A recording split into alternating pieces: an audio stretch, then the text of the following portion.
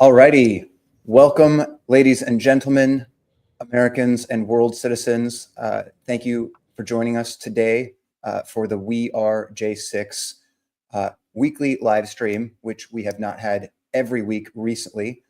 So thanks for bearing with us through the challenges of scheduling and many other things that are going on in the world. But we are back.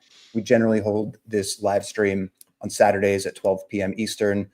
Pretty much as we've done since the beginning of this year, starting in January 2025, kicked off by the incredibly historic and important sweeping pardon action that President Trump took to recalibrate the legal and historical truth of what J6 is, what happened, what it's all about, and what it means. But the mission continues, of course. We generally set the table at these live streams just to remind ourselves what we're here for, what the mission is, what it is that we are talking about, which is restorative justice. But before we do that, we always make a point to start with prayer and invite Almighty God into our presence, because we are one nation under God, and we do believe that is the core foundational truth upon which we stand, and we hold to that. So with that, let's just quickly pray. Heavenly Father, we invite you into our presence and into this space. God, we sincerely and humbly ask for your providence, God, in our nation, for your protection over American citizens, especially over our leaders, President Trump and his cabinet, and many other leaders who hold positions of authority that we have granted by consent of the governed. And God, we ask for your protection and mercies over our armed forces and those who serve on the front lines in various capacities, sacrificing themselves and putting their own lives at risk in order to protect our lives and protect our liberties and our freedoms, which are granted to us by you. And we acknowledge that, and we thank you for that. God, we ask you specifically today for the J6 community, for those who have been specifically, tangibly harmed and hurt and are still hurting. There's a lot of suffering, a lot of trauma, a lot of ongoing damage and consequence. And that weighs heavy on our heart, God. So we cast those burdens on you right now. We ask for you to be a part of this conversation and a part of this movement, that we would rely on your truth and your healing power and your wisdom and strength to equip us each to do our part of what is necessary in this moment, and that we could continue to pursue the mission of restorative justice and justice and healing for American citizens as you lead us. So God, we ask these things in your name. We are grateful to you for this time and for these folks joining us and participating. And we just ask for your blessing on the United States of America and on We Are J6. In Jesus' name we pray. Amen. So thank you guys again for being here. We know that it is a challenge both to pull these together and to be here, but it's also a challenge when we're not here. And we've had a lot of really great feedback from the community and from you guys listening, participating, and supporting this mission. And we know that it's helpful to hold these live streams and just to continue our various efforts to bring attention to the issues and try to do what we can in our individual capacities to work and to participate in the process and to try to drive the mission forward. So really excited today that we have Barry Ramey here. For the folks that don't know this, he has a very specific connection to my personal story, which is pretty cool. But he's also a very brave and upstanding patriot in his own right and in general, both before and after J6. He has a calling and a mission from God that he is being faithful to. So we're excited to talk about that. But first, we'll turn to Dr. Gold for our kind of update on legal perspectives and considerations, because, of course, restorative justice starts with victim recovery as well as government accountability. And on both of those aspects, we are continuing to working behind the scenes on various angles of things. So, Dr. Gold, thanks, of course, always for being here and supporting us on those, and let us know what your thoughts are this week. Shall I start? Yeah, we can hear you, or I can. Okay, great. First of all, hello, everybody. And I know it's probably upsetting for some people that we were not meeting the last couple of weeks. And it was a combination of factors, and we don't want anyone to think that we're not as committed as always. Of course we are. We are just sometimes it doesn't come together for various reasons. So I have been thinking obviously a lot about the legal. I'll take the liberty of saying that I think, I think most people in the J6 community are a little bit frustrated in the sense that we all hope that perhaps there would have been more news by, where were we, towards the end of June at this point. I mean, I do think that we thought that emotionally in our hearts, like, so anyway, so we don't have that there. At the same time, as I've said to you most weeks, I'm talking with, I believe, most people who are involved in this at the highest levels. And I absolutely still think, I do think that there will be justice, or some degree of justice, some degree of restitution here. I absolutely think that nothing has changed about that. And I just want to give people my reassurance that based on conversations I've had, I absolutely still think that's where we're going, 100%. So I don't want people to think I think differently than I did in January and February. I don't. I absolutely think the same. I think there's a lot of logistical challenges with doing this. It is a heavy lift politically, but don't think it's not proceeding. It is my estimate from talking to people that it is proceeding. I thought I would just take this time, though, to review what the legal options are as I see them. We live in a litigious society, so I'm just going to say for the record, I am a lawyer. However, this is not legal advice for any particular client. These are my thoughts based upon my own education, training, experience, and what I would recommend if I was pursuing a lawsuit for myself, or like in John's case, pursuing a lawsuit. I just thought this would be very interesting for people, and we haven't really gone over that here. What are the kinds of legal actions that a person who went through what we went through could bring, and why it is difficult, and why the answer is really having a negotiated settlement with the administration. So and this is just very broad overview of kind of the lay of the land when the government does something wrong to its citizens. When the federal government does something wrong to its citizens, there's mostly two ways to proceed after the fact to try to get restitution or compensation or justice. One is the Federal Tort Claims Act. I think most of you heard that word thrown around, that phrase. The other is Bivens action, and I know a lot of people have heard about that. Some people have also heard a phrase called Section 1983, habeas corpus, etc. Let's just knock out a couple of things. Section 1983 is for state action. So that's mostly, I don't really think, relevant to us. But equivalent to that is Bivens, and then also Federal Tort Claim Act. So the Federal Tort Claims Act is pretty straightforward to understand. This is if a federal employee, so let's say a U.S. Capitol Police or the FBI agent that arrested you, did something. Or DOJ prosecutor. Pardon? Or DOJ prosecutor. Right, or DOJ all prosecutor federal employees. did that. Did something and it was considered to be a tort or a wrong, right? You can sue that individual. You can sue that. You can file a claim with the agency. In our case, mostly it would be the DOJ, perhaps the FBI, perhaps the BOP. You can sue for compensation for that tort, but there's a lot of limits here. One is you have to file it first with the agency, and then when the agency denies it, then you can file a lawsuit. So that's one small little hurdle. The other, and the big problem with is there's no punitive damages, and it doesn't include constitutional violations. So it's really just supposed to be a tort that the federal employee did when doing something that he was lawfully allowed to do. So if the FBI agent came, like in John's case and in my case, the FBI, they did his violent SWAT team arrest and they broke down the door and did all these terrible things. If we were to sue the FBI over that under a Federal Tort Claims Act, we would have to show evidence of what they did, for example, and the damages that attach to it. So breaking down the door, taking away our equipment, all of that. But it's like a very specific kind of dollar amount that you would show the amount of damages. And it's an officer acting in the line of duty, like doing the job that he was told to do.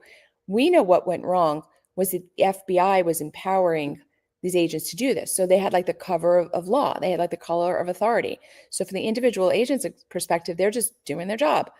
And so it's quite limited. I was actually a bit discouraged when I started digging into like the Federal Tort Claims Act. Yeah, it exists, but it's not really the main problem. The main problem was, example in my case, was enduring a SWAT team arrest to begin with. But that's generally a Federal Tort Claims Act. The thing that people are most interested in, I think, are the Bivens actions, because that's the constitutional violation, like violation of due process or wrongful prosecution. And And that's where 18 USC 242 comes into play, right, Dr. Gold? you have to remind me what that statute refers to. The one that makes it a crime for anyone acting under the authority of law to willfully deprive someone of their constitutional rights. Yeah. So Mike Davis talks about this all the time. yeah. So this is, though, if the individual federal agents like the FBI or DOJ prosecutors have done something wrong. So you can sue them in their individual capacities. So I'm thinking like I think, for example, in John, in your case, when you had the US prosecutor essentially lying and misleading to the court, for example, that would be something, and theoretically, I think you could sue him in a Bivens action for violating your rights. The problem is, you have to show that the agent was doing something outside The scope what of he's their lawful prescribed. authority. Yeah, outside what he's prescribed to do. And a lot of this was considered lawful. Like a lot of this had the color of authority attached to it. So they're hard claims to bring, and the Supreme Court really tries to limit Bivens actions. There's malicious prosecution, et cetera. There's bringing a private, there's asking another option, I think, which is pretty good but difficult, is asking Congress to provide like private relief bills, and you literally name the 1,500 J6 defendants, for example. But to do that, you would want the administration's support. Class action lawsuits can influence Congress to do things and influence the administration to do things. But I just wanted to say this at the top, is that the lawsuits they have a steep hill. They have a steep hill, which is why from the beginning, we knew that the best solution is to get to a negotiated settlement with the administration. But it leaves us in a bit of a waiting period, right? And a bit of, are we trusting that the administration is doing the right thing? And as much as I believe that my assessment is correct, that the administration is going to do the right thing, I can't deliver that to you on a silver platter. One of the things I think that if much more time goes by, that might help the administration to do the right thing are numbers of lawsuits that are filed. Now, this is just my thinking. This is not something I was told. This is my looking at the lay of the land. When I look at the administration and how many competing interests they have, the Middle East, Ukraine, all sorts of things that are on the administration's mind, what can be done to move this up the priority? And one of those things is making a lot of noise, right? The squeaky wheel gets the noise. What is it? The expression? Squeaky wheel gets the grease. Gets the grease. So I think one of the things that's still on the table is becoming that squeaky wheel, and to me, that would be with lots of lawsuits. On the other hand, lots of lawsuits are difficult, time-consuming, and complicated, expensive, draining, all of those things. And I really don't know that it's necessary. So I want to share with people that for me today, as of June and July 2025, I am not planning to do that at this moment. John, I think you're not planning to do this right now at this moment, but that could change. That's my general assessment at this moment, is that I'm watching to see if the administration plans to keep its word. And right now, I still think the answer is yes. Thank you. I would suggest or offer, and Barry, you can comment on this too. In addition to the idea of lawsuits being part of the tinder that sort of lights fire to move things forward, I think also continued development and deployment, sharing, amplification of evidence is also really helpful. So of course, we've been talking endlessly, and will continue to do so, about the importance of the persecution testimonial videos that we're inviting you to all help us make. And we'll talk about that in a minute. But the general idea there is the the administration is empowered to do generally what we, the people, want them to do. That's kind of in the macro how it works. And so the more that people are educated about the truth of what happened and what's still happening and how it is affecting people, the more muscle is going to be applied to the administration's efforts and what they're doing. So the persecution testimonial videos are huge, but also a point I really wanted to bring to your guys' attention this week, and I think I spoke to Barry about this, and I know I spoke to Dr. Gold about it, but and some other folks. I assume everyone watching is well aware, it was one of the top stories on the internet the last few days or so, is the truly earth-rattling revelations from Kash Patel at the FBI, giving evidence, handing it to Congress and Senator Grassley, specifically about specific subversive efforts to rig the 2020 election. Now, of course, we know, and we have been proudly saying without fear, because we know it's true, that the 2020 election was rigged and stolen. You know, you dissect that all you want and apply different words, but it was not an honest, fair election in 100 different ways. And some of us knew that pretty firmly in January of 2021, which is why we were there at the Capitol building in the first place, obviously. But what's interesting is that this is 4 years in the running now. So for 4 years, we have been gaslit and targeted and persecuted and destroyed and all these other things, essentially because we hold this position and we've been called kooks, conspiracy theorists, quacks, domestic terrorists, fill in the blank. But now the official United States government and FBI says, oh, look, here's receipts that indicate the election wasn't trustworthy. And suddenly the paradigm has shifted massively. And it's still in progress, but it's a major inflection point because of one specific tangible piece of evidence handed down by a established institutional source. And that's going to shift. I mean, like, how much longer did it take? And then President Trump puts out a post and says, I want a special counsel to investigate the stolen election. Whoa, that's big deal. Like, that is movement. So I think we need to be demanding and working towards that pathway of shifting momentum and driving energy, vis-a-vis, we need to be demanding and helping to produce evidences of J6 Fedsurrection, entrapment, and government misconduct. There's a variety of different categories that this could apply to. Certainly, use of force violations and misconduct by Capitol Police on that day are a big part of it. Of course, the FBI has their dirty fingerprints all over all kinds of things. And the Gretchen Whitmer Fednapping hoax and that track of essentially creating the conditions and even sort of fostering fake criminals in order to create a fake crime to therefore exploit it, are widely well known. But I think there's things that we as a J6 community can be doing to help drive this evidence further forward and demand these conversations be taking place, that we have to, like, where is Kash Patel and the FBI on delivering some specific evidences of these, I'm going to call them crimes, but, controversies. The pipe bomb, that one is, to me personally, is a little less tangible to everything. It's sort of just bizarre, but it is bizarre. And they've been talking about it for a long time. And, oh, we're going to get to the bottom of the pipe bomber.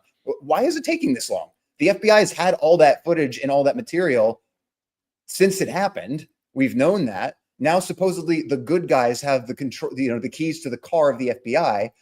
And like what's going on? Right. So that's my question. That's my point. And, I'd love to hear from everybody what we can be doing like this week and this next couple of weeks to drive that point forward, to get some movement, because I think it's going to supercharge what Ed Martin and the administration is hoping and trying to do as far as restorative justice on the victim recovery side. I would like to go back and revisit something that Dr. Gold had said, and that is, a lot of, I think, amplification of a lot of lawsuits or pressure, and goes back to the saying, a million whispers make a mighty roar. That is the way they're going to see this. And it's something, John, you and I got to learn in prison, that sometimes playing by their rules and asking nicely isn't going to get you an ibuprofen when you're in the shoe. Sometimes you're going to have to bang on the door and slam things and act like an animal in order to get something so simple like an ibuprofen. Literally, you're not kidding. It is childish, and it is that sounds. That is sometimes the only way to get what you want is by making noise, like Dr. Gold, I think, appropriately put it. One thing I think that as vastly that the J6 community in a whole is overlooking or not aware of is the role that the counterterrorism unit in the BOP played on our sentence and making it harder, and it was done deliberately. One of the things that we're working on at WeTheJ6ers.com is, without getting into too many details, we have through serving our time, a lot of us, we have created a network and of kinship with people inside both inmates and BOP officers. And what I can disclose at this point is that the counterterrorism unit, under the watch of one individual in particular, specifically targeted us while we were in BOP custody. Well, it is our firm belief, and we are going to start seeing FOIA requests return soon, that this individual at the counterterrorism unit of the BOP sent paper trails, email communications to many different facilities, and specifically wanted the SIS departments of these prisons to target us, make our lives harder, take away our privileges by any means necessary, and keep us in prison longer than we should have been. And I do believe that J6ers, upon filing FOIA requests, are going to see some very nefarious behavior by the counterterrorism unit that needs to be addressed. And that's the further goal of what we're doing at WeTheJ6ers.com, is telling our J6 story. But now we need to go ahead and finally, as a nation, come together and address the Patriot Act and the unconstitutional piece of legislation that it is, and how it allowed the pavement for J6 to be laid, and the continued illegal monitoring of American citizens. And these lists that we belong to, that we're still on, Kash Patel needs to expose them, and we need to end them immediately. And the consequences of those lists is not something that we even can end exactly. So there are very serious reverberating consequences. That is sort of the Pandora's box you can't close. And I don't even personally realize the full extent of what that is and how consequential and damaging that can be. But I'm aware it's something I need to learn more about. And of course, we need to educate the public more. Dr. Gold, do you have any comments on what Barry just said as far as things that we could identify and work on in the immediate? Like, for example, the Patriot Act, we generally understand, broadly speaking, as a huge problem, which happened a long time ago, and now it's coming home to roost in various ways. I think we certainly need a call for MAGA patriots to step forward and start running for public office, including Congress, and get rid of the Patriot Act or address that issue. Definitely we'll be working on that. But right now, what kinds of things, for example, should we be asking We Are J6 and anyone in the J6 community, broadly speaking, to be filing specific FOIA requests if they had encounters with improper conduct and targeting and persecution, et cetera? Is that like a specific thing we can do to help add to those whispers? FOIA requests are amazing. It's just that they have to be written. I'm not an expert at them, and they have to be written very precisely to get the information that you need. So if somebody has experience with doing this, Barry, I don't know if you do, it sounds like you do, they have to be written really very precisely. I did a lot of FOIA requests during COVID, and it was quite difficult because it's easy to dodge unless you ask exactly. Yes. Another thing I think that people could do that's relatively easy, and at least kind of puts your toe in the door. The Federal Tort Claims Act, even though it does not come close to writing the course correcting what we've been through, you have to file that. If you're ever going to file a Federal Tort Claims Act lawsuit, you actually have to file the paperwork with the agency. And, that's essentially filling out a form with the agency, and then you have to wait and see what they say. And then that's 6 months at least. And I think that that's something people can do. I'm actually kind of toying with the idea of doing that myself. So it's a standard form. I'll drop it into the chat. It's called SF95. And that's, not too onerous a task. And that at least kind of puts you in the queue for filing a Federal Tort Claims Act. Again, it's very insufficient, may never be necessary if the administration does what I think it will do. But that is a specific action Um, I don't know how I don't know how realistic it is, but we need various Congress people to help us. I mean, one huge thing that would move things along, I think, would be a congressional hearing where they bring up various J6ers so that we could explain to the public the range of what we've gone through. We did manage to get the table of harms that I've mentioned many times, which has 45, I think, different harms in the aggregate that we've gone through. There were so many people on our side who didn't even have any idea of the range of harms. And even myself, and when other people gave them to me, because we had a little bit of a working group putting it together. And I'm like, oh, I didn't know about that, And I learned a couple of things even in this chat, like earlier in January. So if you have congressional testimony from J6ers and they explain the range and they start seeing the humanity of it, that could be very, very powerful. So to the extent that you have a relationship with a congressperson, I think that could help move things along as well. Those are the things that I can think of right now. Barry, tell us more about what you're doing with your organization there, WeTheJ6ers.com, and more about the counterterrorism unit, angle of this. That's obviously, in case anyone is unaware, that is a division within the FBI, correct? The Federal Bureau of Investigation. So again, just to restate the point, supposedly the good guys got the keys to the car, and yet, and there's a lot of controversy in various directions on that, and that's all fine. But I mean,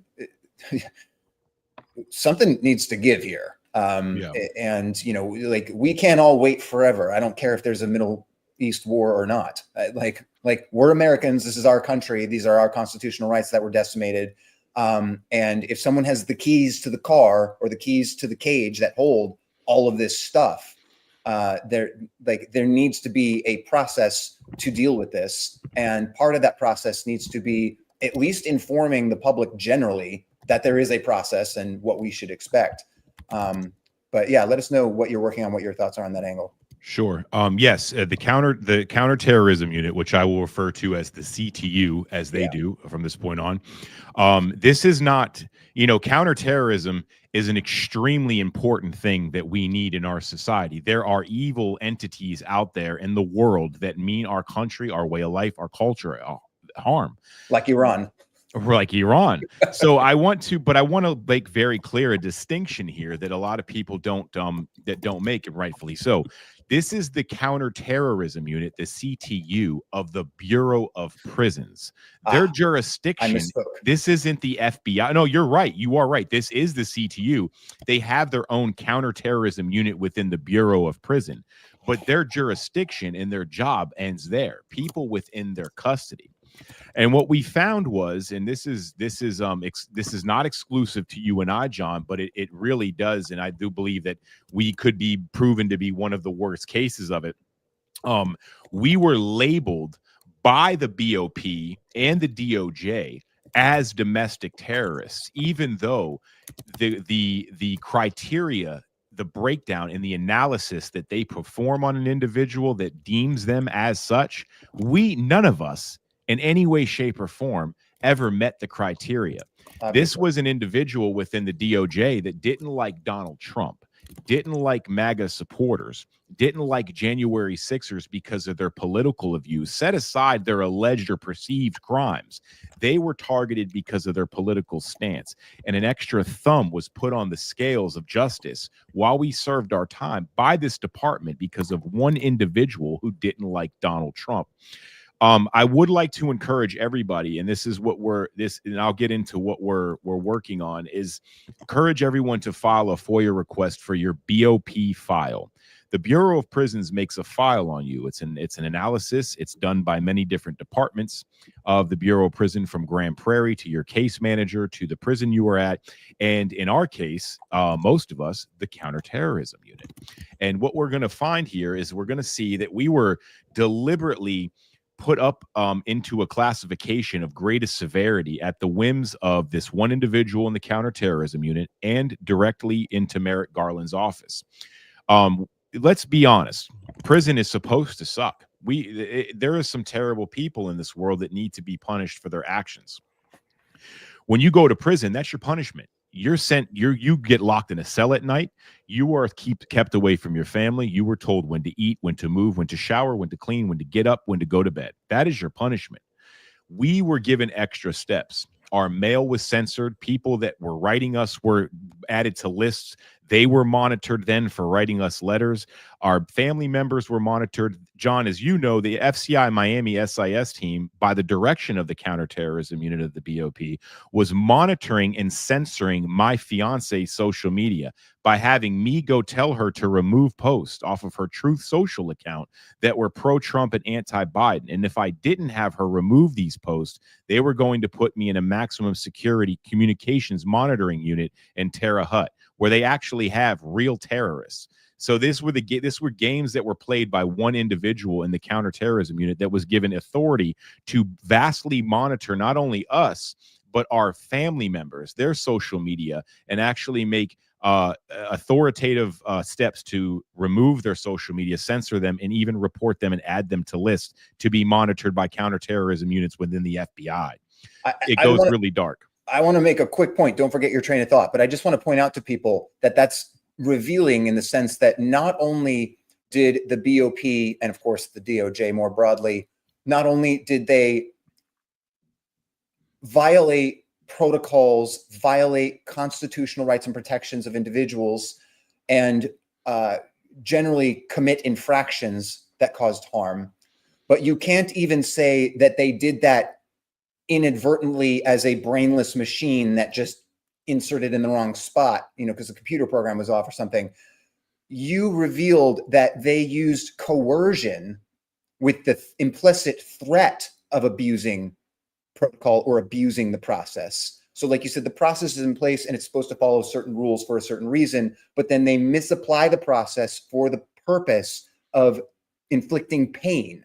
And they threatened you with that abuse unless you did their bidding or acted a certain way, which of course was explicitly political. I mean, as a prisoner, that has nothing to do, you being a prisoner has nothing to do with a girlfriend tweeting anything. Right. So I think it's interesting that there is a very revealing indication of conscious malice, right? That was going on. Yes. Could you, Barry, will you say with as much specificity as possible how one does the FOIA request of the BOP? Because I find this really interesting. After I got out of prison, I was part of the legal team for John Strand. Mm-hmm. And the BOP, I recognize as an attorney that the BOP broke 100 rules. Incredible. They threatened to arrest me and my legal assistant when we showed up for an appointment. A scheduled appointment, right? Right. I mean, it was, yeah. So if you just, as much specificity as possible. Sure. So what I did was our original FOIA request was filed on my fiance filed it while I was still in custody at FCI Miami. Trennis Evans from Condemned USA helped her format it. So when I copied that format, like you said, you do have to be specific. So when I targeted the BOP for my request of information, I specifically asked that I want my BOP file in its entirety. It exists. It's a file. I want it in its entirety. It's done by the federal government. I have every right to know what's in it. I also asked for any specific communications from any office in the counterterrorism unit. I named the individual specifically who I had in question. Any emails or any communications whatsoever that referenced my name, about my case, and my designation at FCI Miami, because it's the first one I'm targeting is just FCI Miami, their communications between the counterterrorism unit. I also named specifically any communications between the counterterrorism unit and individual SIS officers at FCI Miami whose sole job was to communicate with the counterterrorism unit. So I named them by name. And that's basically all I want from them. Do you have a list of names of people at the counterterrorist unit that in the aggregate you think might be good to include? I do, and it's one individual. I have no problem name dropping the name on here. I don't, and I have actually said his name on a live feed as we were just beginning to investigate him. So that's up to you. If you want to know his name, I'll tell everybody right I now. do, because I will tell you that at FCI Miami, I didn't know you. They mistreated and they violated the rules and the laws. I don't know if I should name the name, but the officer, should I say it, John? I mean, the officer there. His name's in my book, so it's coming Yeah. out. Pretty soon. Is it Jay Harper? Yeah. It was Harper. Yeah. It was Harper. And He's definitely in my FOIA request as well. And if there's anybody other names you would like to recommend that a person I'll take them. Absolutely. The individual at the counterterrorism unit in West Virginia is named Joshua Klobe, Klobe, Joshua Klobe. And this individual took it upon himself to try to make a name for himself coming up the ladder in the CTU by specifically targeting J6ers. There are there are multiple federal employees that are going to become whistleblowers as far as this individual in the operation goes. And Joshua Klobe was a puppet for Merrick Garland's office directly. And so he was the one calling Officer Harper and telling Officer Harper to do these things to us. And I'll tell you what, John, unfortunately, you didn't get to see this because the damage had been done to you. And I got to witness your 4 months of being tortured back there in the SHU at FCI Miami. I saw that personally twice because I was taken back there. But Harper did, I think, come around. He stopped taking orders from them and basically admitted he was taking orders from somebody. And it got to the point where FCI Miami thought it was best that Harper go work somewhere else. So he moved to the building where from other officers that know him. Unfortunately, I don't condone this. I don't support him. Just telling the story that he was violently assaulted by an inmate there. So that's another story in and of itself. But Officer Harper was in direct communication, and every single federal prison that had a John Strand or a Barry Ramey or an Enrique Tarrio or a Joe Biggs or a Stuart Rhodes, they had an Officer Harper that's job was to talk to this Joshua Klobe to make their life, our lives, more miserable while he served our time. And there is communications that will prove that. And Barry, just briefly, let the audience know your experience of the FCI Miami SHU, where you and I were both abused, and the specific nature of that facility, which Harper himself verbatim directly to me articulated that this was the worst quote unquote shithole in the country, pardon my language. And, before he threw me in there, described the hell that I was going to be suffering, because of what you just described with the CTU and the abuse. Mm-hmm. But let folks know kind of so they don't just think I'm like making it up or exaggerating. No. And in full disclosure, I was actually talking with a group of people several months ago, and they questioned your story at FCI Miami, and I inserted myself in the conversation and let them know that no, his story is actually very accurate, and I witnessed a good chunk of it. Right. The SHU is a terrible place. It's an acronym for Specialty Housing Unit.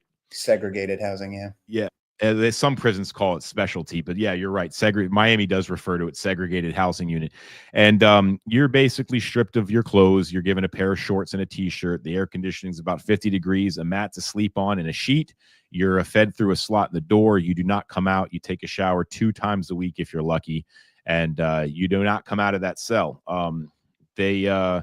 They kept John in there for an exceptionally long time at the behest of the CTU, simply because they were worried about John's ability to be heard. You had a following and your voice was being amplified. And that's all it was for them. They were concerned that you would be able to expose what was going on. So they kept you in the SHU. I witnessed personally, I witnessed you trying to file paperwork, them bragging and laughing that it's pretty much being ripped up and thrown away behind your back. They wouldn't allow you to have writing utensils to be able to even file the paperwork. There was no reason for you to be back there in the first place when you none have whatsoever child molesters and gangbangers beating each other up and doing what they're doing and messing around with kiddie porn on cell phones. That should have been the focus of SIS, but they were more focused on carrying out the orders of the counterterrorism unit. and torturing us. Their main concern was always us speaking to the media, which as you know, is not against BOP policy. You are supposed to have an opportunity to fill out a form, to submit it to the warden, to be able to speak to the media, and they put that in writing, whether confirmed or denied. They wouldn't even give us the paper to fill out. They just strictly said no, pulled me in a back room, bragged about beating you up and roughing you up, and also baked Alaska. Harper did, to kind of let me know that he had no problem putting his hands on me either. Right. And the rest was history. They pulled you out. You got on one phone call and they dragged you back in, basically by your hair, kicking and screaming for no reason. Yep. And it was a constant psychological form of torture. And again, I do believe firmly, we know that there's going to be communications that all but say to perform this type of behavior to you, to break you down emotionally and mentally. And we're not the only ones. And so it's glad to see you hit the ground running the way you did, because they tried to break you, John. I saw it with my own eyes. They sure did, man. And I just want to attest and give witness for the audience and anyone listening that what Barry said is true, and that I want to just thank you, Barry, and acknowledge your strength and bravery as a patriot and your participation in this battle. Barry yelled down the hallway that he was aware of what they were doing to me, that he loved me, that people were supporting me. And I am telling you, that kept me alive in a moment where I was on the verge, because I'd already been in for well over 2 months straight of no contact with anything. And I was in so much pain, psychologically, even physically. It is a desperate situation that they put you in. And there's yelling and screaming that never stops in that building. It is such a psychological mind F that like you can't really imagine, but you don't want to imagine it. I would never wish that on my worst enemy. So I just want to acknowledge that and thank you, Barry, for that moment. And that we both have hit the ground running to continue the fight and make sure we can do everything in our power to expose what happened, share the truth, and hold corruption and corporate interests accountable. So I have a couple things. One, a question for Barry, and then just kind of a legal comment about for everyone. Barry, have you heard back on the FOIA? Was it helpful?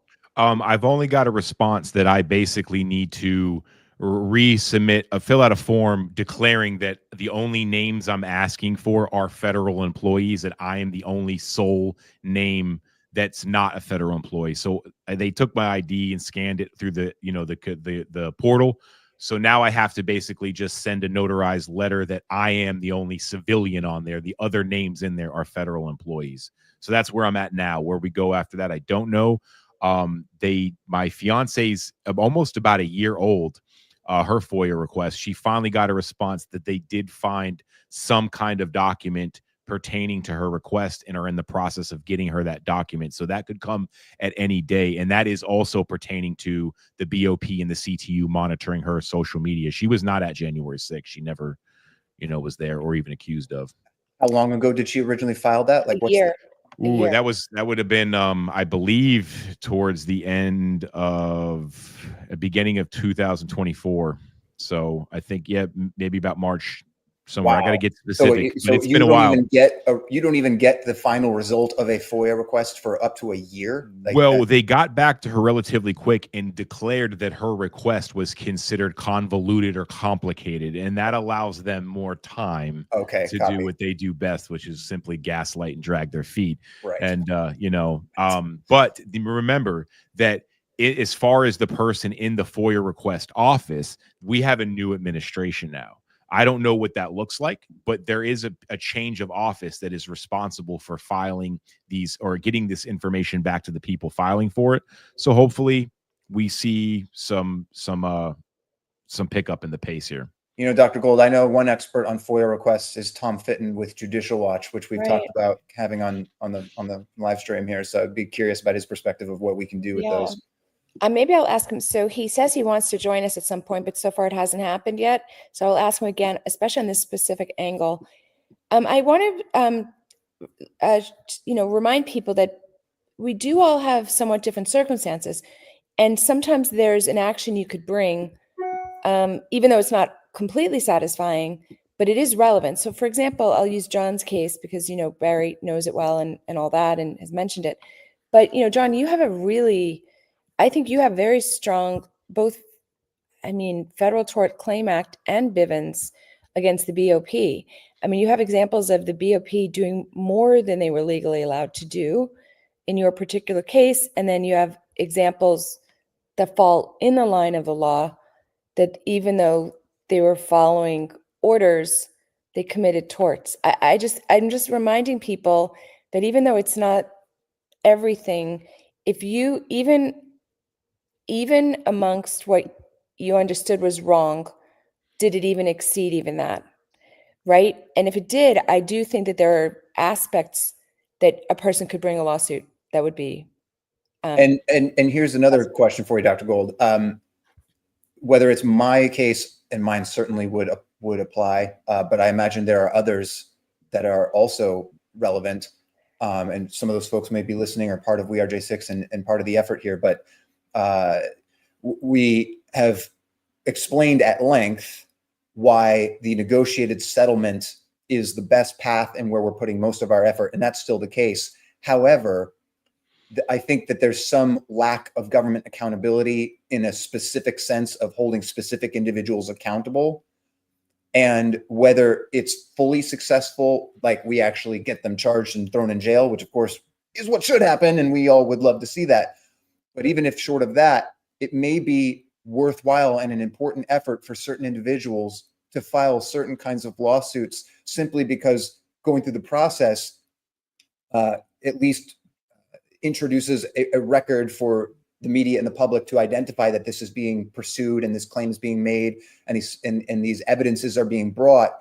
And if you can get, Dr. Gold, you can tell me here exactly what point of the process you would get to the discovery where then you have a formalized acknowledgement of, well, here's the evidence of what happened. So again, if you get anywhere along that process, even if you don't succeed in getting them charged and prosecuted, you have formally and properly alleged what happened. You've made the accusation, and in anyone that knows that they were specifically targeted and severely harmed by government misconduct, we should know that. The public should know that, and we should make as formalized a record as we can of that.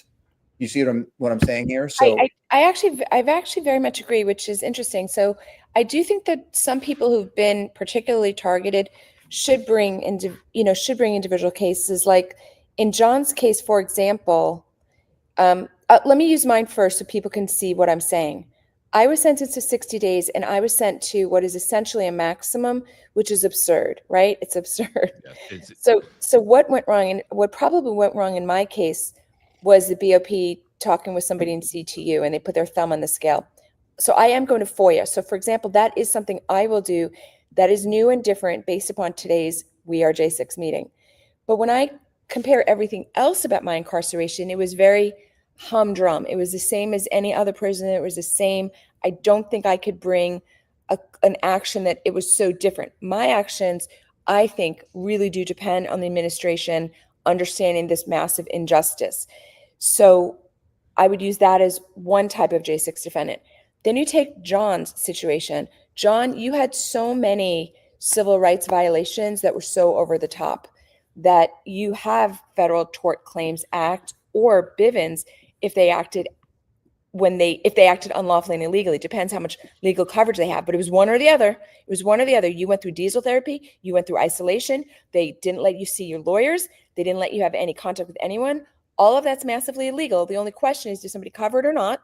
So it's Bivens or Federal Tort Claims Act. But I'm saying if you had a situation that was particularly egregious, even for J6ers went above and beyond, that somebody probably should file. At the very least, you can get started with a Federal Tort Claims Act, which is you filing that SF 95.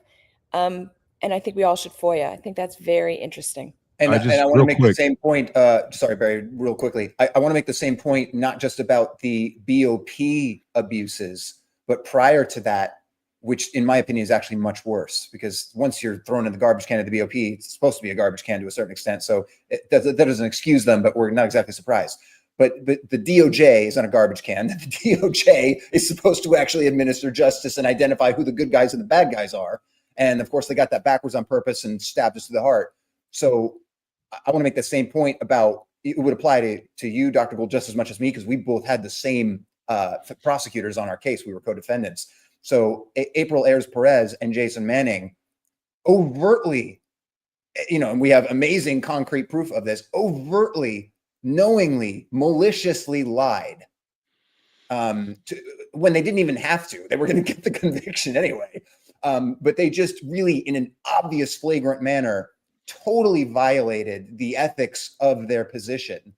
And so whether it's a lawsuit or whatever it is, I'm just saying, I think it is important and helpful for these allegations to properly be brought in a formal way as much as possible.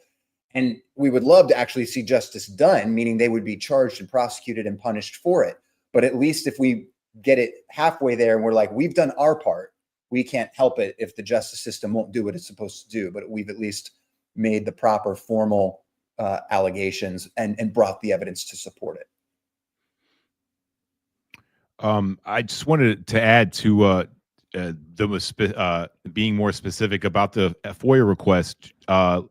Make sure that you add including but not limited to. If you're going to add Joshua Kloeb in there, say including any communications from Joshua Kloeb, including but not limited to, put the whole office in there, but him specifically. Also, you want to add any communications between the counterterrorism unit, Joshua Kloeb, and Grand Prairie designation, because what you're finding is they try to insert themselves in the designation process. So if Grand Prairie, which for those that don't know is the Department of the Bureau of Prisons in Grand Prairie, Texas, that figures out what kind of person you are and what prison you should go to.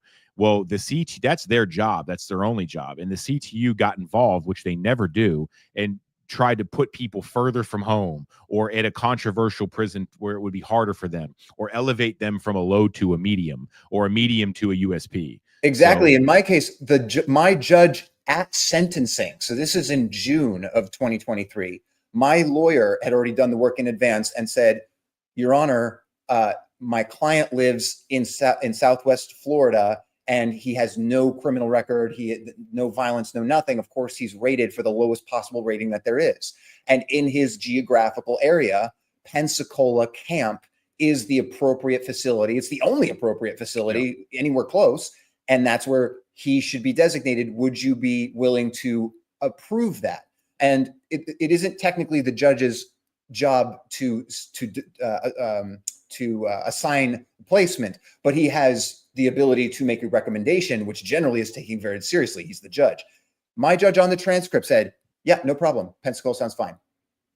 And then Grand Prairie did exactly what you said. Well, and just to be, to give some specifics about why that was done, John, is because the counterterrorism unit, which we firmly believe at the direction of Merrick Garland's office, had Grand Prairie designate all January 6ers as the greatest severity threat level. They have low, medium, and greatest severity. When the BOP designates you as greatest severity, they're saying that you are among the worst of the worst inmates and need to be dealt with accordingly. Right. And that prevents you from ever going to a camp. So that was done. Put it this way. There was an actual person in FCI Miami who was working with Al-Qaeda that got a 20-year sentence. He was not put on that list. There was a guy that worked for the Israeli Defense Force that went rogue selling guns to Hamas that used in an elementary school assassination in Israel. He was not put on that list, John, but you and I were, by the direction of the counterterrorism unit. When you say the CTU, Barry, are you referring to the BOP CTU? Only the BOP, because the CTU and the FBI, that's a whole nother story. What we dealt with was specifically the Bureau of Prisons department of their counterterrorism unit. Their jurisdiction ends with people in prison. That's it. Right. Okay, that is an important distinction. Go ahead, Dr. Gould.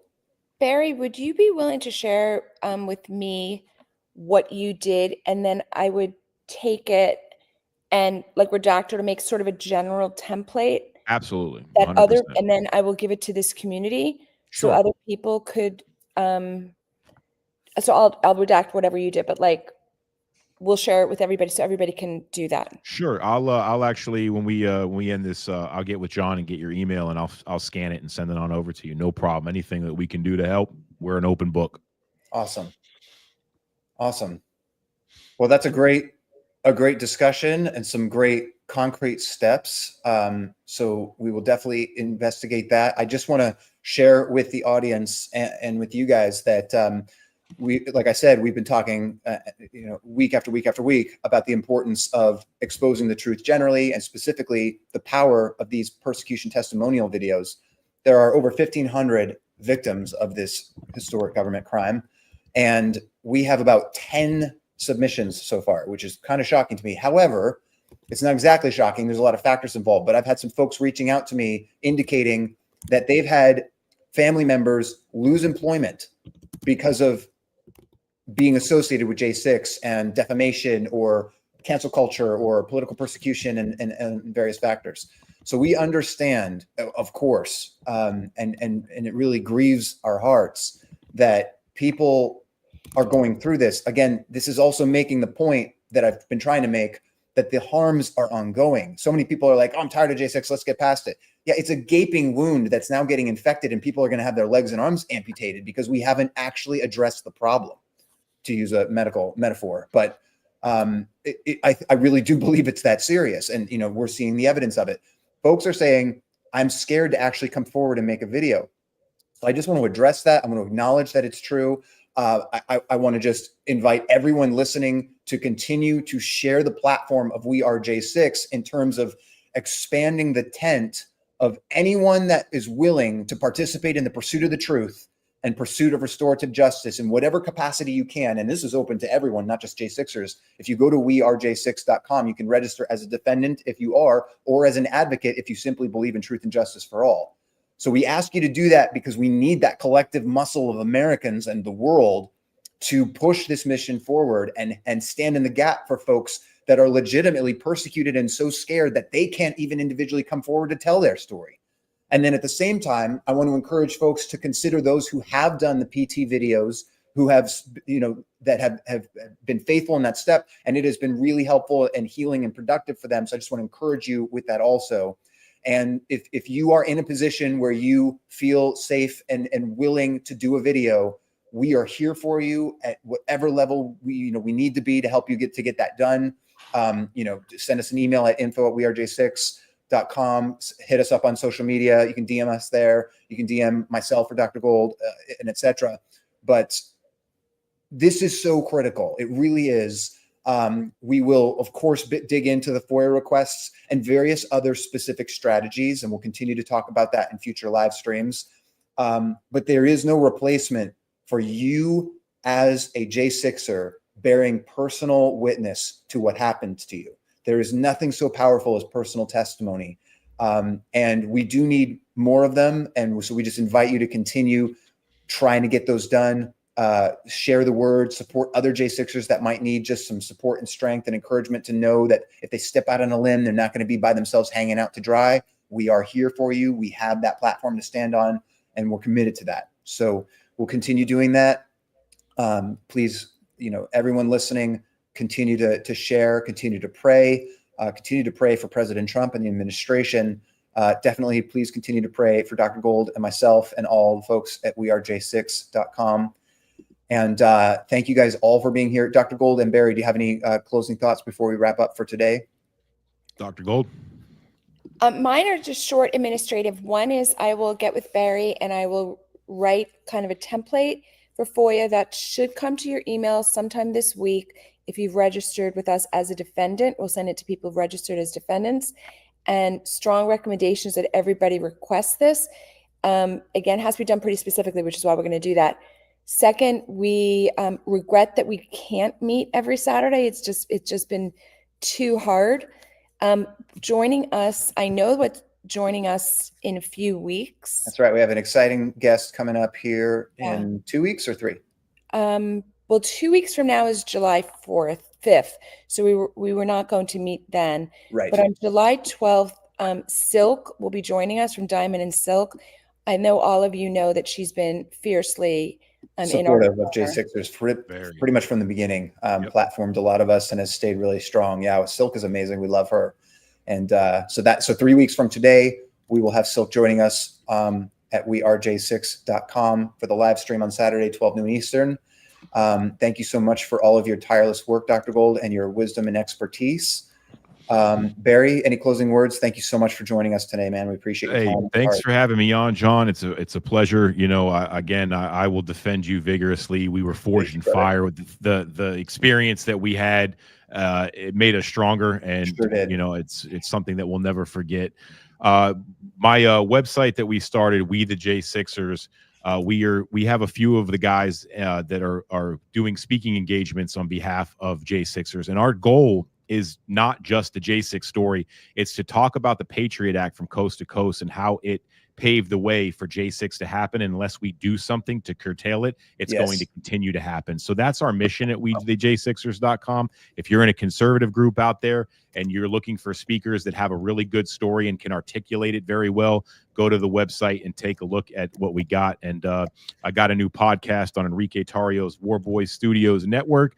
Nice. The American Rising. I'm on X at The American Rise. We're just getting started, and exposing DOJ corruption is going to be the crux of what my show does. So give us a follow. At the America Rise? Yeah, that's the Twitter, or had it taken my show's name, The American Rising, but on X at The American Rise. Yeah. American Rise. I just dropped it in. Awesome. But and you, John, feel free to give Dr. Gold my number, and we'll get on that to you. I'll get that to you immediately, Dr. Gold. And for people who are watching, who are not J6ers, but are interested in the subject and are upset and scared that America's gone down this path, and you want to know what you can do, we put a lot of effort into these videos.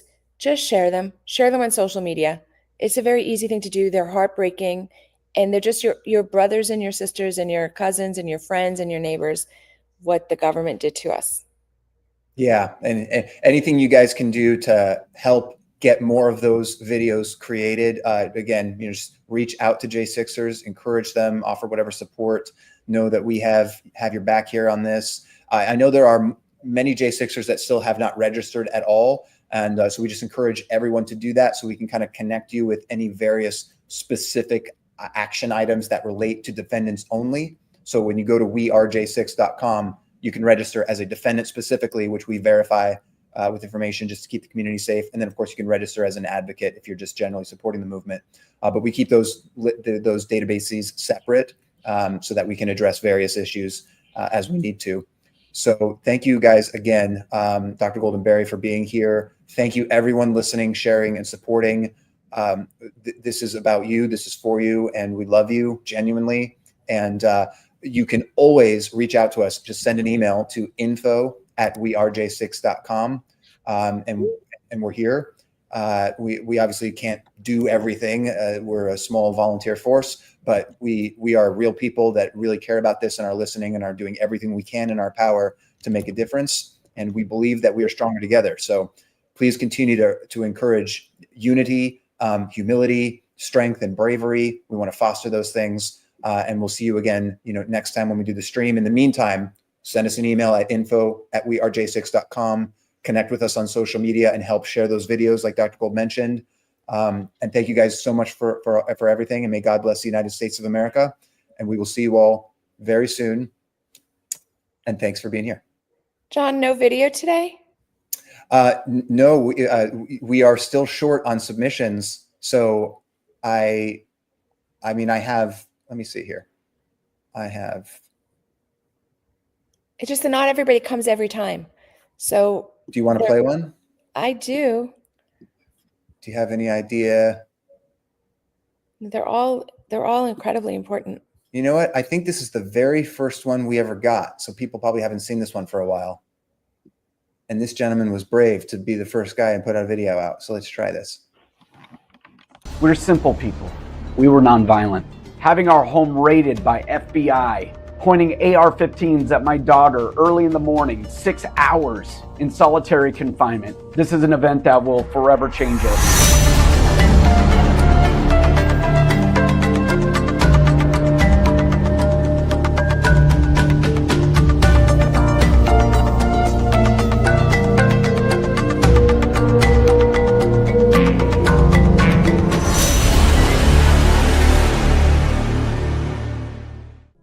Hello, my name is Scott Christensen, and I'm from Puyallup, Washington. On December 6, 2021, my wife and I took a vacation to Washington, D.C., which was a Christmas gift to my wife. We went to enjoy the Stop the Steal rally in the Ellipse in Washington, D.C. to hear President Donald Trump give a speech. After President Trump gave his speech, my wife and I peacefully joined others on the east side of the Capitol building, in which we joined in the singing of the national anthem, chanting USA, and saying the Pledge of Allegiance. As the crowd grew bigger and bigger, we were forced to have to go into the Capitol building. There was no way out. We squeezed through the East Memorial doors and entered, nonviolent, non-destructive, non-abusive. We were just there to take part. On December 7th, 2022, our home was raided by 20 plus FBI and US Marshals. We were brought up on 4 charges. We were coerced to have to plead guilty to picketing, parading, and demonstrating inside of a Capitol building, in which we felt like we did none of the above. In the process of everything, they placed us on a terror watch list. We were then sentenced with 30 days home confinement, 60 hours of community service, 36 months of probation, and $1,020 of restitution to damages that were done to the Capitol of which we did not commit. We were nonviolent. We served our punishment fully. Along with everything else, the court of public opinion was the most devastating. Local, national, and social media targeted us, calling us insurrectionists, calling us terrorists, and becoming an enemy of the state and an enemy of the people. We are not those people. We're simple people.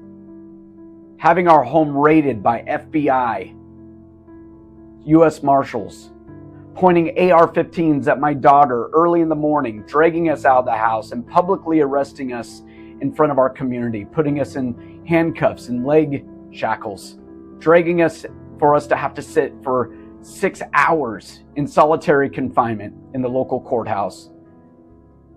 This is an event that will forever change us.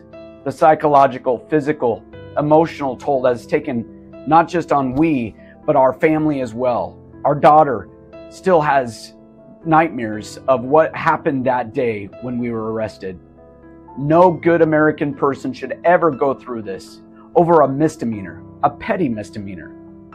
It's the first time in FBI history that they have ever pursued Americans over walking through a Capitol taking pictures. And yet we were treated as if we were drug cartel, human traffickers. Our punishment will last all of our days. We will always wear this scarlet letter from what we experienced, the treatment that we got. The weaponized Department of Justice, from Merrick Garland to Matthew Graves, must be held accountable. Financially, as well as demoting, never again allowing these tyrants to have the power that they have to focus and target good American citizens who simply was there to let our voices be heard peacefully and patriotically. Our lives have been changed forever. We will always have the thought in the back of our mind that whatever goes bump in the night, is it them again? Is it these stormtroopers? Did we mistakenly do something wrong that we didn't know is breaking the law? This type of weaponized government can and will go after its political opponents if we, the people, give them the power. There must be accountability so that this never happens again to a law-abiding citizen of the United States. We own the mistakes we made. But again, it can never happen with a severity like this. I'm Scott Christensen, and I'm a January 6th defendant. I'm one of thousands of people whose lives have been destroyed by a weaponized government from the Department of Justice and the FBI. We are your American brothers and sisters, and we are hurting. We are J6. Please help us deliver restorative justice. The American people need to see these stories of political persecution. Please share them widely and join us at wearej6.com to help deliver restorative justice through victim recovery and government accountability.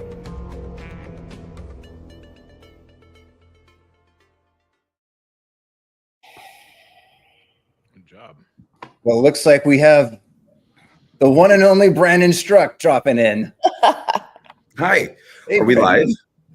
We were live. We were about Oh. to.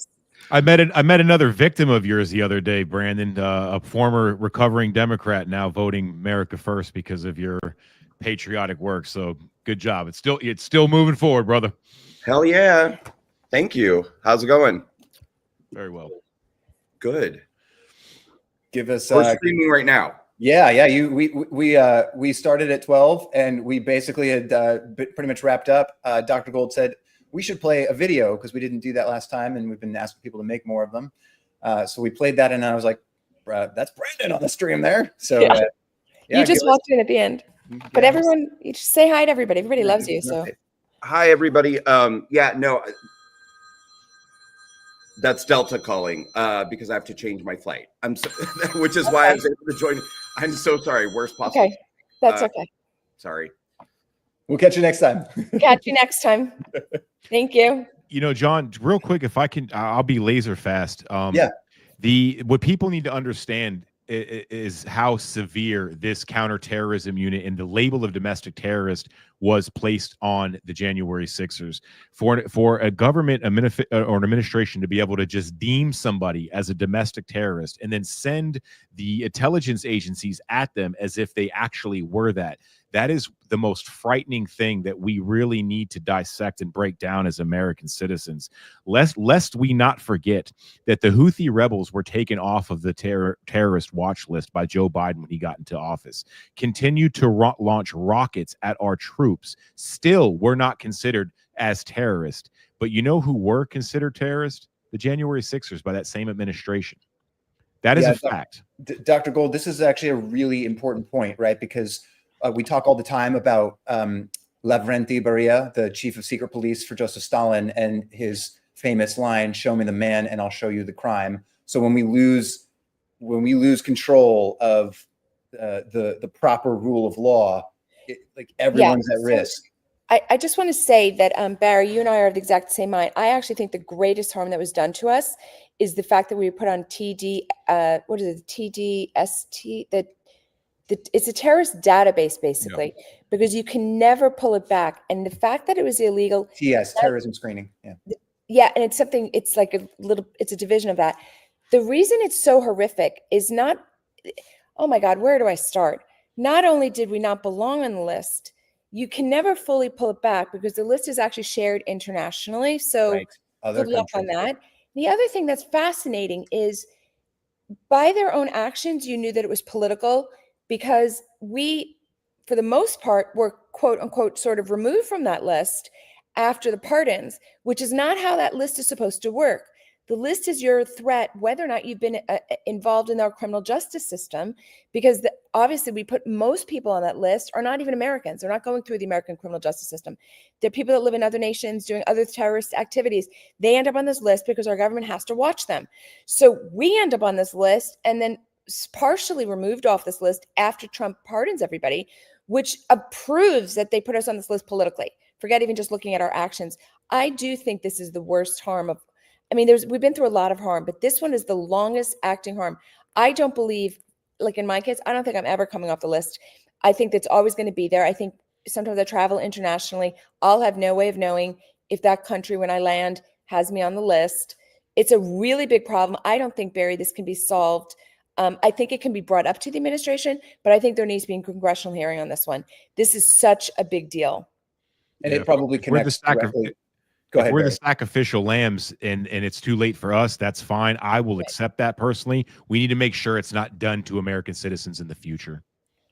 And your work on exposing the Patriot Act is the bigger picture, the broader range of this. But This yeah, is how I they mean, can do it. if we're supposed to have the Bill of Rights that codifies specific protections for American citizens, and of course, due process is a part of multiple Bill of Rights items, and that is supposedly protecting us from a government that could decide they don't like us for whatever reason the case may be, and simply say, I'm going to apply the power of the federal government against you. Well, there's supposed to be due process protections so that if you are innocent, you are not harmed. We don't want innocents being harmed, obviously, but they can subvert that entire concept by applying you to this designation of terrorism somehow, which is like you just check a box. Where is the due process in that, right? There is none. They just check a box and suddenly you are, for all practical intents and purposes, a violent criminal, and then treated as such and subject to the consequences and potential dangers and threats therein. Right. So Well, it's no difference than me just declaring that boy bands are now domestic terrorists and should be stopped by any means necessary. Would I be making the country better? I believe so. But is it still dangerous to sit there and say, I don't like these people, they're terrorists, get rid of them? Yeah, it's extremely dangerous. And we can't allow this to continue. I'll just share with you, I'm dropping in the chart. So when people are afraid to say things, just do it anyway. I you know what I'm saying? Let's just stop it. So I just dropped in here just to help people out. The Terrorist Screening Center is now called the Threat Screening Center. So it's TSC. It used to be called and the Terrorist Screening Database is now the Terrorist Screening, I think, Data Set. It takes TSDS, yep. It takes info from 17 agencies. Very few of the people on this list, which is thought to be about 2 million people, very few of the people on this list are Americans or legal permanent residents. But of the Americans, I don't know this, I think the majority, the largest or majority of plurality are the J6. I'm almost sure you're correct, community. Dr. Gold. It's just so few Americans are even on this list. This is once you've been approved by the Terrorist Screening Center to be on this list, you're likely on other lists too, like this SSSS, No Fly, etc. Quiet Skies, which Trump is shutting down, which is literally the most minor of all of them. It doesn't do anything. But this being on this list is a big deal, and I agree with you, Barry. We're just the sacrificial lambs on this, but we need to put a lot of eyeballs on this. And honestly, even if it takes a couple of years, this is a disaster. This happened to our federal government. It's a big problem. Yeah, and I think another call to action for anyone listening, watching that has any exposure to this, certainly if you're a J6er and you have experienced these things, it's pretty critical to start bringing the evidence to light. So whether that means you're posting stuff on social media and tag We Are J6 and tag all of us so we can see it. If you have something very specific, you can email us info@wearej6.com, and we want to start connecting and collaborating and supporting with various independent journalists and independent investigators and J6ers that can investigate what happened to them directly. The FOIA requests are a part of that, and various other things. But I think it's important to start bringing this to the surface and pressing the case on various ways that we have been targeted, improperly persecuted, and many examples of constitutional abridgments and government abuses. Yeah, I mean, remember, they did this to Tulsi Gabbard and her husband. They just put them on the Quiet Skies list, the Quad S's on their plane ticket. Just put them on the list. And it should never be that easy with the stroke of a pen to deem an American citizen, especially a former sitting person of Congress, as a terrorist just because you don't like their political views or their outspokenness. That's dangerous. And Dr. Gold, that seems like something we could press Congress to expose in terms of they should have a congressional hearing specifically on the use of these terrorism screening lists and protocols, right? Like, what are your rules? This was outrageous, absolutely outrageous. And they proved that they did it illegally when it was mainly reversed after the pardons, because this list is not supposed to be political. It's not supposed to be related to a criminal prosecution, right? Because if you think about it, if somebody from the Middle East is known to be a terrorist, and they're getting on a plane to come here, our government needs to have the person on a list. Or same from China, right? The person needs to we have to have those lists. So it's really nothing to do with our criminal system. So why did we know that following the pardons, people got removed from at least portions of this list? We know that. So that's inexplicable. Which proves the political motive is what you're saying. Right. Yeah. Yes. So we have the innocence. We shouldn't have been there anyway, obviously, but we don't even have to argue that. This needs Congress's help. This is like, yeah.